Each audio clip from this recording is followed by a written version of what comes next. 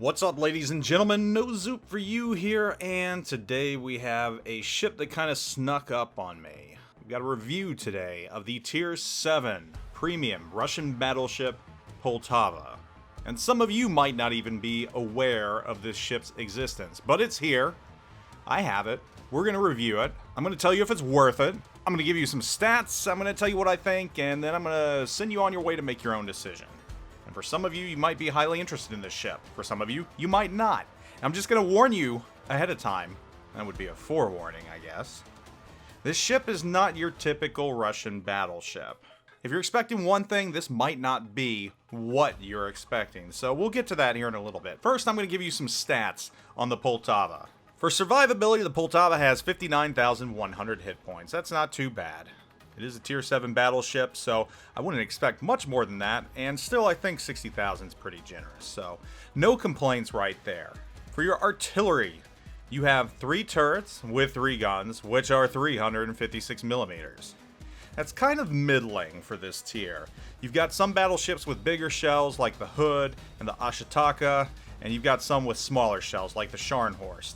And in playing this ship, I consider this ship somewhat similar to the Scharnhorst in both size and its guns and just the way it plays. Now, when I say it's similar, don't think that this ship is a Scharnhorst. Please don't. It's not. I just think it feels similar. And when push comes to shove, Scharnhorst is definitely the superior battleship, in my opinion. So moving on. With its main battery shells, reload time is 28 seconds on these, so they do reload somewhat slowly. You've got a range of 18.3 kilometers, which I'd like to see a little more range, but it is, after all, a Tier 7 battleship, so you can't give it 23 kilometer guns. That would kind of put it up in Tier 8 class range right there. Fire chance on the shells on this ship is 43%. Battleships obviously have high fire percentage chance on the HE shells. That's pretty decent, and you can definitely use this to start fires if you absolutely need to. Shell velocity on these is 895 meters. They do feel pretty quick, and I will say that they shoot with a very favorable arc. Now, the problem with these guns, and the things that I don't like about these guns, they can hit hard, providing that you hit your target. And the worst thing about this ship is the dispersion, in my opinion, is absolutely horrible. That's just my feeling about it. There's shots that I felt should have absolutely nailed a target. The guns fired nice and straight at the start, and by the end, they had just pretty much shotgunned all over the place. And when I say this is not your typical Russian battleship, that's why. Most of us are used to Russian battleships and Russian cruisers that have just that railgun laser arc for their shells. This ship does not whatsoever. And I think that's what kind of really hurts this ship. It makes it an absolute pain to aim and hit your targets with this ship in many ways. And while if you're top tier in this battleship, that might not hurt you as much, if you're lower tiered, that's definitely going to hurt you because it's going to take your way to ability to hit ships at range because you really don't want to be up close in any other ship's face in this battleship if you're up against tier 9 battleships.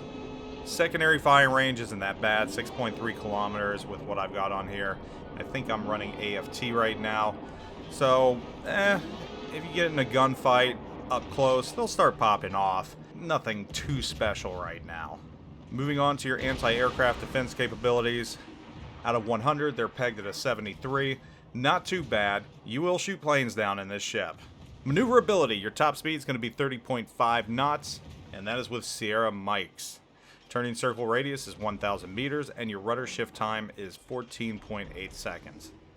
So from that, you can gain the knowledge that you are fast, or at least relatively fast, especially for a Tier 7 battleship, but you take a long time to turn, and you turn slowly.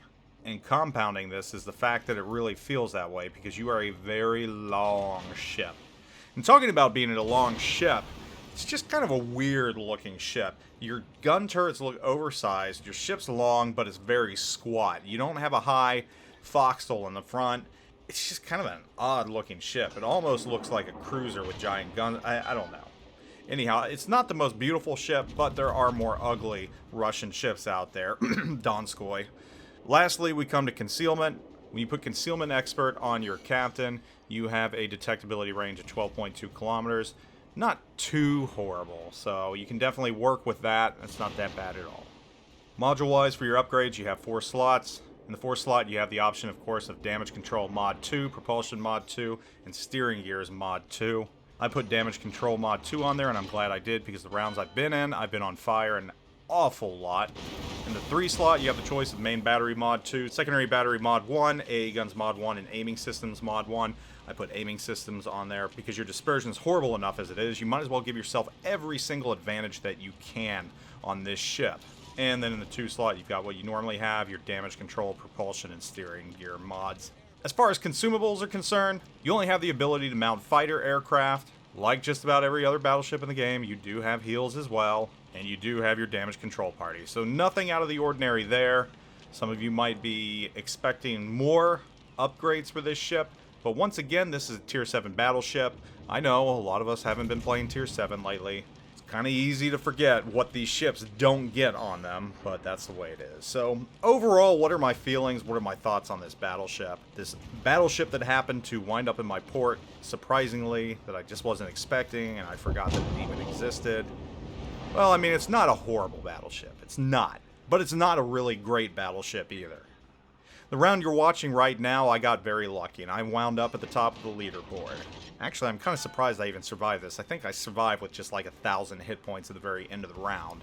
I got lucky this round, though, and I made some smart plays. I had some enemies that made some really not smart plays, like that Iowa that just happened to go broadside to me when I was like 0.5 miles away from him, and I was able to citadel him. But this round also highlighted the worst aspects of this ship, and again, that's the dispersion. There were some cruisers that I was aiming at that I thought I'd absolutely slaughter, only for that shotgun effect to happen, and my rounds would just go all over the place. Honestly, in those instances, when the ships were like 10 or 12 kilometers out, I really feel like the citadels that I did land were more the outlier and not the norm. I feel like I got lucky, and that's not a good thing when you're a battleship and you feel lucky that you actually got a citadel on a ship under 15 kilometers away that's broadside, hardly moving. That's not good at all, and that's the biggest problem with this ship. There's nothing about its armor that's a huge problem. I mean, it gets pinned, it's a Russian battleship. I mean, it's not a Kremlin. It's definitely not a Kremlin. I mean, it can hold its own in a Tier 9 battle. You're watching that right now. I mean, giant chunks will be taken off, but I don't have too big of a problem with the armor. I don't have too big of a problem with the speed, and maneuverability, and everything else. I don't have a problem with the anti-aircraft capability. Reload, I'd really like it to be a touch faster, but I don't have significant problems with that or even the range. The biggest problem I have, for me, is what I feel to be horrible dispersion. And I don't know, maybe there's some others out there that feel the dispersion's not that bad, but to me, the dispersion on this ship takes it from being a good ship to just being kind of an average ship. It could be better. Now, will you like this ship? I don't know. It's hard to say. I'm not you. I don't know your playstyle. I don't know what you like, what you look for in a ship. I will say that I feel that fun can be had in this battleship, and if you're looking for something different at Tier 7, this will definitely give you different. I mean, the ship's just bizarre. It looks kind of like a hood with Russian guns on it. It seems like it plays similar to Scharnhorst. Similar, just a little bit. I mean, not a whole lot, but it's definitely not a Scharnhorst. Scharnhorst is probably one of the best battleships at Tier 7, or even in the game. Players love the Scharnhorst. I mean, this thing wishes it could be the Scharnhorst. So overall, I don't know what this battleship is trying to be. I don't know what, I guess, not to sound bad, the point of this battleship is, why it's being thrown in here, why we're getting a Tier 7 Russian battleship, when just recently we got the Russian battleship line. It's still a fairly new line. It's not old yet. So why we're getting this, I don't know, when there's plenty of other ships that could have been included in the game. The ship just kind of feels weird. I don't know the history of this ship either, but that's okay. I'm sure it's probably paper, just like most of the Russian battleships. But overall, yeah, once again, it's not a horrible battleship. It's not a great battleship. It's just kind of an average battleship. It could be a lot better if they tame the dispersion on it, but as it stands right now, just watch some more reviews and watch some more playtime in this battleship and make an informed decision on whether or not you want it. Right now, though, if there were other options coming out, I'd probably lean towards the other options. Unless you're an absolute battleship lover and you just feel that you have to have another tier 7 battleship, then maybe you can get it. But there are probably better options out there than the Poltava. It's just kind of an interesting battleship that just popped up, and here it is. Hey, so I guess thanks Wargaming. Anyhow, that's my review of the Poltava. Hope you gained something from this. Hope you learned about the ship and can make a good, well-informed decision on it. Thanks for watching, guys. Zoop out.